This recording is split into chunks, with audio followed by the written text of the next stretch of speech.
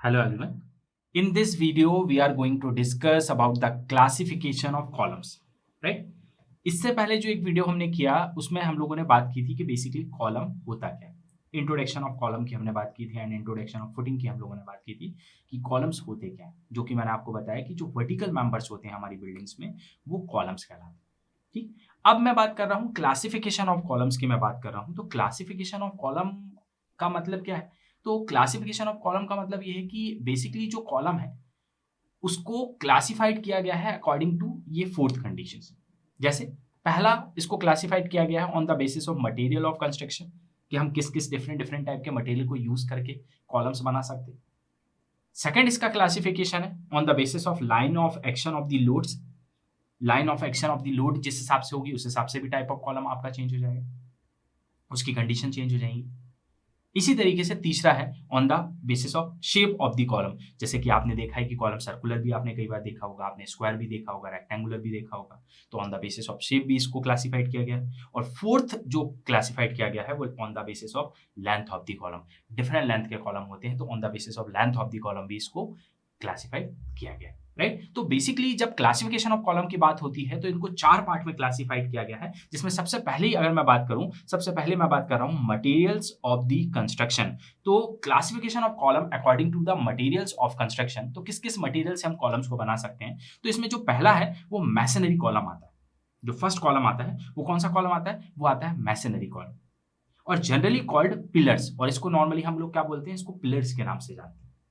तो फर्स्ट याद रखिएगा, masonry column generally called pillars और पियर्स और यूज्ड फॉर ब्रिज। आप लोगों ने जो पुराने टाइम के ब्रिजेस वगैरह बने हुए देखे होंगे तो आपने देखा होगा कि उसमें बड़े बड़े स्क्वायर टाइप के पत्थरों का यूज किया जाता है, रॉक का यूज किया जाता है। ऐसे रॉक लगे रहते हैं, जोड़ जोड़ के उनको कनेक्ट कर दिया जाता है, उनको आपस में जोड़ दिया जाता है कुछ मटेरियल का यूज करके, लाइक मोटार और कंक्रीट वगैरह टाइप की यूज करके आप पत्थरों को जोड़ देते हैं और पत्थरों को जोड़ जोड़ के वर्टिकल मेंबर कॉलम बना देते हैं, जिसको आप बेसिकली क्या बोलते हैं, पिलर्स बोलते हैं। वो मैसनरी कॉलम। या पहले के टाइम पे ब्रिक्स वगैरह का यूज करते थे। ब्रिक्स को एक जमाया, दूसरी ब्रिक जमाई, सेट कर करके इसको बाइंडिंग मटेरियल से बाइंड कर देंगे कि आपने एक वर्टिकल मेंबर बनाया और उसके ऊपर आप लोड देना। सो बेसिकली जो हम स्टोन का यूज करके, पत्थरों का यूज करके, या हम ब्रिक का यूज करके, इस टाइप के मटेरियल को यूज करके जो कॉलम बनाते हैं वो होता है मैसनरी कॉलम, जिसको हम नॉर्मली कहते हैं पिलर्स और पियर्स। सेकंड जो होता है वो होता है टिम्बर कॉलम। लकड़ी का भी यूज करके हम लोग कॉलम बना सकते हैं। बहुत सारी जगह आपने ऐसे देखा होगा जहाँ पे लाइट वेट स्ट्रक्चर्स रहते हैं जिसमें बहुत ज्यादा लोड नहीं आने वाला, वहां पे ऐसे बल्लीज वगैरह लगा दी जाती है लकड़ी की, जो वर्टिकल कंडीशन में लगी रहती है। वो भी कॉलम का काम कर रहे हैं, लेकिन वो काय की है, वो लकड़ी की है, तो उनको टिम्बर कॉलम कहा जाता है। और जनरली इनको बोला जाता है पोस्ट, और यूज्ड कहाँ होती है, लाइटर स्ट्रक्चर्स। ठीक है, जैसे आपने छोटे-मोटे कोई घर जैसे झुग्गी टाइप की बनी रहती है, तो वहाँ पे आप देखेंगे कि वहाँ पे क्या होता है, ऐसे बल्लीस लगी रहती है, उसके ऊपर ऐसे टीन का शेड लगा रहता है। तो वो बल्लीस वहाँ पे क्या है, कॉलम है, जिसको हम लोग नॉर्मली क्या बोलेंगे, पोस्ट बोलेंगे, और उनको टिम्बर कॉलम बोल सकते हैं। इसके बाद अगर हम बात करते हैं, तीसरा होता है स्टील कॉलम। ये भी आपने देखा होगा, नॉर्मली रेलवे स्टेशन वगैरह पे आप जाते हैं, वहाँ पे आपने देखा होगा स्टील के मेंबर जो होते हैं एज अ कॉलम यूज किए जाते हैं। तो जो स्टील कॉलम्स होते हैं, स्टील कॉलम्स आर ऑल्सो जो है वो हैवी लोड्स के लिए यूज किए जाते हैं। जहाँ पे हैवी हैवी लोड आता है वहाँ पे आप यूज करेंगे। कई जगह आजकल फुट ब्रिज बनाए जाते हैं, वो पूरा स्टील स्ट्रक्चर बनाया जाता है, तो वहाँ जो वर्टिकल मेंबर कॉलम होता है वो एज अ स्टील का बनाया जाता है। तो स्टील के लिए भी आप स्टील को भी यूज कर सकते हैं एज अ कॉलम, तो एक ये भी मटेरियल है। और लास्ट वन होता है आरसीसी कॉलम। नॉर्मली जितनी भी आपकी जो बिल्डिंग आज के टाइम पे बन रही है, आरसीसी की बिल्डिंग जो हम बात कर रहे हैं, उसमें जो कॉलम होते हैं उनको क्या बोलते हैं, आरसीसी कॉलम। इनको हम लोग नॉर्मली कॉलम ही बोलते हैं, तो ये आरसीसी कॉलम होते हैं। तो अकॉर्डिंग टू, अगर मैं मटेरियल ऑफ कंस्ट्रक्शन के बेसिस पे बात करूं तो इनको चार मटेरियल्स में नॉर्मली आप देख सकते हैं। या आप मैसनरी कॉलम देखेंगे, या आप टिम्बर का कॉलम देख सकते हैं, या आप स्टील कॉलम देख सकते हैं, या आप आरसीसी का कॉलम देखेंगे। अब हम बात करते हैं second, line of action of the load. जो क्लासिफिकेशन ऑफ कॉलम है, सेकंड जो क्लासिफाइड किया गया है कॉलम को on the basis of line of action of the load, इसके बेसिस पे डिफाइन किया गया। अब इसकी अगर मैं बात करूं तो इसमें भी इसको दो पार्ट में डिवाइड किया है। एक किया है एक्सेली लोडेड कॉलम, और दूसरा है centrically loaded column. Axially loaded column का मतलब क्या है, अगर मैं आपसे बात करता हूं कि मान लीजिए कि ये मेरा कोई कॉलम, ये कॉलम, ये वर्टिकल मेंबर है कॉलम, इसके ऊपर सेंटर में इस तरीके से लोड ट्रांसफर हो रहा है पूरा, ये इसकी एक्सेस जा रही है, तो पूरा जो लोड जा रहा है वो इस एक्सेस के थ्रू उसमें ट्रांसफर होगा, क्योंकि एकदम एक्सेस के ऊपर लोड लग रहा है। तो इस टाइप के कॉलम हो जाएंगे एक्सेली लोडेड कॉलम। तो इनको अगर मैं डिफाइन करूं तो axially loaded column are those in which the line of action of loads is in line with the longitudinal axis of the column. Such a column is only a subjected compressive stress. और इस type के column यहां से ये जो access जा रही है ये इसकी लॉन्गिट्यूडनल एक्सिस है और उसी एक्सिस के ऊपर बेसिकली पूरा लोड ट्रांसफर हो रहा है। तो इस टाइप के जो कॉलम होंगे वो एक्सियली लोडेड कॉलम होंगे, प्लस इस टाइप के कॉलम जो होते हैं उनके ऊपर जो स्ट्रेसेस आती हैं वो टोटली कंप्रेसिव स्ट्रेसेस आती हैं। सिर्फ ये कंप्रेस हो रहे हैं, इसके अलावा इसमें कुछ नहीं होगा, सिर्फ कंप्रेसिव स्ट्रेसेस जनरेट हो रही है। लेकिन इसके अलावा जो सेकंड जो यहाँ पे क्लासिफाइड किया गया है वो क्या है, centrically loaded column. Centrically loaded column मतलब क्या होता है, centrically loaded column are those in which the line of action of the load act away from the longitudinal axis of the column. इसका मतलब कि अगर मान लीजिए कि ये कॉलम है, इसकी लॉन्गिट्यूडनल एक्सिस यहां से पास हो रही है बट लोड यहां लग रहा है, यहां लोड लग रहा है, जो एक्सिस से क्या लग रहा है, एक पर्टिकुलर डिस्टेंस पे लग रहा है, सेंट्रिसिटी पे लग रहा है। तो ये कौन सा हो गया, सेंट्रिकली लोडेड कॉलम। अब इस कॉलम में क्या होगा, इस लोड की वजह से इस पे कंप्रेसिव स्ट्रेसेस तो आएंगी, लेकिन साथ में बेंडिंग स्ट्रेसेस भी इसमें एडिशनल आने लगती हैं। क्यों, क्योंकि जब ये साइड में लोड लगेगा तो ये दबेगा, तो साथ में क्या होगा, इस तरीके से बैंड भी हो सकता है, यहां से दबेगा तो सेंट्रिसिटी की वजह से बैंड भी हो सकता है। तो जो सेंट्रिकली लोडेड कॉलम होते हैं, ये जो कॉलम होते हैं इनको सेंट्रिकली लोडेड कॉलम बोलते हैं। इसको डिजाइन किया जाता है compressive stress as well as bending stresses के लिए। लेकिन जो एकदम एक्सियली लोडेड कॉलम होते हैं जिसमें एकदम सेंटर पे एक्सिस पे लोड ट्रांसफर होता है, इसको एज अ सिर्फ कंप्रेसिव मेंबर ही डिजाइन किया जाता है। तो सेकंड था line of action of the load, इसके अकॉर्डिंग सिर्फ दो ही टाइप के कॉलम होते हैं, एक एक्सियली और एक सेंट्रिकली लोडेड कॉलम। ठीक है, अब हम बात करते हैं तीसरा, on the basis of shape of the column. तो on the basis of shape of the अगर मैं कॉलम बोलूं तो जो कॉलम होता है वो स्क्वायर भी हो सकता है। आपने कई जगह देखा होगा एकदम स्क्वायर कॉलम होता है। स्क्वायर कॉलम मतलब कुछ इस तरीके से कॉलम आपने देखा होगा, ये स्क्वायर कॉलम हो जाएगा, इसमें कुछ इस तरीके से टाइज बार लगी रहती है बीच में। और कभी भी याद रखिएगा स्क्वायर कॉलम में मिनिमम जो बार्स होती हैं, ये वाली मेन बार वो 4 बार्स होती है। ये स्क्वायर कॉलम हो गया जिसका शेप आपका टॉप से जो टॉप व्यू देखेंगे आप, प्लान देखेंगे तो वो आपको स्क्वायर दिखेगा। इसी तरीके से रेक्टेंगुलर कॉलम भी हो सकता है। रेक्टेंगुलर कॉलम भी आपने देखा होगा, कुछ इस तरीके से होता है। ये आपका रेक्टेंगुलर भी हो सकता है, जिसका टॉप प्लान देखेंगे आप, टॉप व्यू देखेंगे तो आपको इस टाइप से कॉलम दिखेगा। ये रेक्टेंगुलर कॉलम हो गया, ये रेक्टेंगल कॉलम हो गया। इसी तरीके से आपने देखा होगा सर्कुलर कॉलम भी होता है,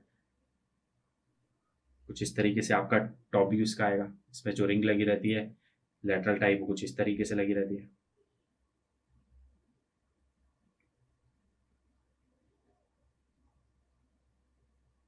कभी भी सर्कुलर कॉलम में मिनिमम जो नंबर ऑफ मेन बार होती हैं वो 6 कम से कम रखी जाए। इसके अलावा हेक्सागोनल कॉलम भी होता है।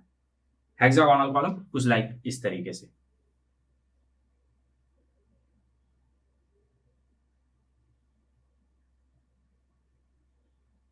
कुछ इस तरीके से, जिसकी बेसिकली 6 साइड होती है, 1 2 3 4 5 6 साइड होती है। तो ये हेक्सागोनल कॉलम होता है। इसमें इसी तरीके से जो लेटर टाइज है वो इसी तरीके से लगाई जाती है और यहाँ पे आपकी जो मेन बार्स हैं वो इस तरीके से यहाँ पे कनेक्ट कर दी जाती है। ऐसा भी कॉलम आप देख सकते हैं। तो ये हेक्सागोनल कॉलम। तो on the basis of shape की बात करें तो स्क्वायर कॉलम भी हो सकता है, रेक्टेंगल कॉलम भी हो सकता है, सर्कुलर भी हो सकता है और हेक्सागोनल भी हो सकता है। लेकिन मोस्ट ऑफ द टाइम आप जितनी बिल्डिंग्स बनाएंगे उसमें सबसे ज्यादा आप रेक्टेंगुलर कॉलम ही प्रोवाइड नॉर्मली करते हैं, क्योंकि जो बीम आता है वो बीम प्रॉपर तरीके से इसमें सेट हो जाता है। ठीक है, तो हम नॉर्मली जो देखते हैं ऑलमोस्ट जो हमें विड्थ और डेप्थ की रिक्वायरमेंट होती है वो रेक्टेंगल कॉलम हमारे लिए सेटिस्फैक्टरी होता है, क्योंकि उसमें वॉल वगैरह का बहुत सारी चीजें रहती हैं। जब हम डिजाइन करेंगे तो उसके बारे में भी डिस्कस करेंगे। अब इसके बाद हम बात करते हैं, लास्ट होता है on the basis of length of the column. तो on the basis of length की बात करूं तो classification of column according to length अगर बात करूं तो इसमें भी 2 टाइप के कॉलम होते हैं। एक होता है शॉर्ट कॉलम और दूसरा इसमें होता है लॉन्ग कॉलम। लॉन्ग कॉलम, अब शॉर्ट कॉलम क्या होता है, तो शॉर्ट कॉलम और लॉन्ग कॉलम की बात करूं तो a column is considered to be short when both the slenderness ratio are less than और equal to 12। When either or both the ratio are more than 12, the column is considered to be long. इसका मतलब क्या होता है, ये base करता है slenderness ratio. Slenderness ratio क्या होता है, जैसे मैंने आपको यहाँ पे स्क्वायर कॉलम बताया, ठीक है। यहां से मान लीजिए ये वाली जो एक्सिस है ये आपकी कैपिटल डी है, या मैंने ये वाला जो बताया ये डी है और ये मान लीजिए बी है, तो यहां से एक एक्सेस पास होगी और एक यहां से भी एक्सेस पास होगी। तो जो मैक्सिमम जो डेप्थ आपकी है उसको जब कट करेगी ये मेजर एक्सेस हो जाएगी, और जो छोटी वाली डेप्थ को कट करेगी वो माइनर एक्सेस हो जाएगी। तो मैं ये बोल रहा हूं कि स्लेंडरनेस रेशियो का मतलब ये होता है, अगर मैं सबसे पहले बात करता हूं, सबसे पहले शॉर्ट कॉलम की अगर मैं बात करूं, तो स्लेंडरनेस रेशियो का मतलब होता है जो लेंथ होती है कॉलम की, जो भी लेंथ आपको दी हुई है कॉलम की, मतलब हाइट की बात कर रहा हूं, हाइट मतलब यहां पे लेंथ है, उसको जब मैं इस वाले साइड से डिवाइड करूंगा,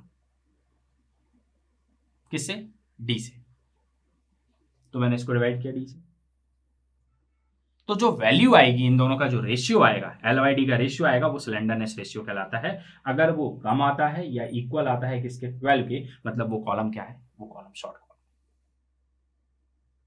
इसी तरीके से अब मैं वापस बोलता हूं कि वापस मैंने इस कॉलम की लेंथ ली, लेकिन अब मैंने डिवाइड किया किससे, बी से। इसके तरफ से भी देखेंगे और इस तरफ से भी देखेंगे, तो जब मैंने इसको बी से डिवाइड किया तब भी ये भी जो रेशियो होता है, स्लेंडरनेस रेशियो होता है, ये भी क्या होना चाहिए, लेस देन इक्वल टू क्या होना चाहिए, 12। इसका मतलब अगर ये दोनों कंडीशन सेटिस्फाई हो रही हैं, इसका मतलब आपका जो कॉलम है वो कौन सा कॉलम कहलाएगा, शॉर्ट कॉलम कहलाएगा। इसका मतलब एल बाई डी का रेशियो और एल बाई बी का रेशियो, तो यहां पे आपका ये स्क्वायर कॉलम है, तो डी इक्वल क्या है यहाँ पे, बी। तो आप ये वाला चेक करें, ये वाला चेक करें, बात बराबर है। इस बेसिस पे ये लेस देन इक्वल अगर बाहर आया, इसका मतलब कि कॉलम कौन सा होगा, शॉर्ट कॉलम होगा। और मोस्टली जितने भी हम लोग अभी नॉर्मल बिल्डिंग देखते हैं उसमें जो कॉलम की हाइट होती है 10 फीट के करीब, तो उसमें आप देखेंगे ना, तो जो कॉलम होता है पूरे के पूरे बिल्डिंग में नॉर्मली आपके जो होते हैं वो शॉर्ट कॉलम ही होते हैं।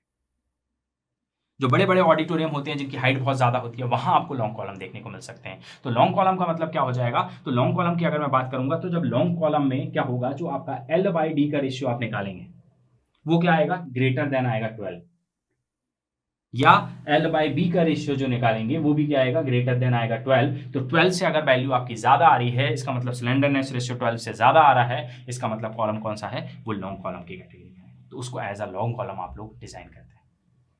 लॉन्ग कॉलम आपको बहुत कम देखने को मिलेंगे, बड़े बड़े जो ऑडिटोरियम बने रहते हैं जिनकी बहुत ज्यादा हाइट रहती है, वो आपके लॉन्ग कॉलम की कैटेगरी में जाएंगे, जिसमें बकलिंग आने के चांसेस ज्यादा होते हैं। लेकिन हम जो बात करते हैं वो जितनी भी बिल्डिंग, हम आरसीसी बिल्डिंग की बात कर रहे हैं, रेसिडेंशियल या पब्लिक बिल्डिंग की बात करें, तो उसमें जो कॉलम होते हैं वो सारे के सारे मोस्टली शॉर्ट कॉलम होते हैं, राइट। तो ये होता है on the basis of length. तो बेसिकली यहाँ पे 4 पार्ट में क्लासिफाइड किया गया था। पहला मटेरियल के बेसिस में, तो मटेरियल ऑफ कंस्ट्रक्शन के बेसिस में 4 हो सकते हैं, जो कि एक टिम्बर का कॉलम हो सकता है, मैसनरी कॉलम हो सकता है, स्टील हो सकता है, आरसीसी हो सकता है। Second, line of action of the load, तो लाइन ऑफ एक्शन के हिसाब से होते हैं 2, एक एक्सियली लोडेड कॉलम, एक इसेंट्रिकली लोडेड कॉलम। फिर मैंने बताया शेप ऑफ द कॉलम, जो कि स्क्वायर हो सकता है, रेक्टेंगल हो सकता है, सर्कुलर या हेक्सागोनल। एंड लास्ट में लेंथ ऑफ द कॉलम, तो लेंथ में शॉर्ट कॉलम होता है या लॉन्ग कॉलम होता है, उसका क्राइटेरिया मैंने आपको यहाँ पे बता दिया, ये बेस्ड करता है इसके स्लेंडरनेस रेशियो के ऊपर। तो ठीक, तो इस तरीके से बेसिकली क्लासिफाई किया गया है कॉलम को। अब हम बात करेंगे नेक्स्ट लेक्चर में, हम लोग मिलेंगे जहां पे हम बात करेंगे टाइप्स ऑफ आरसीसी कॉलम की, जो हमें इस सब्जेक्ट में, इस पर्टिकुलर यूनिट में डिजाइन करना सीखना है। Thank you.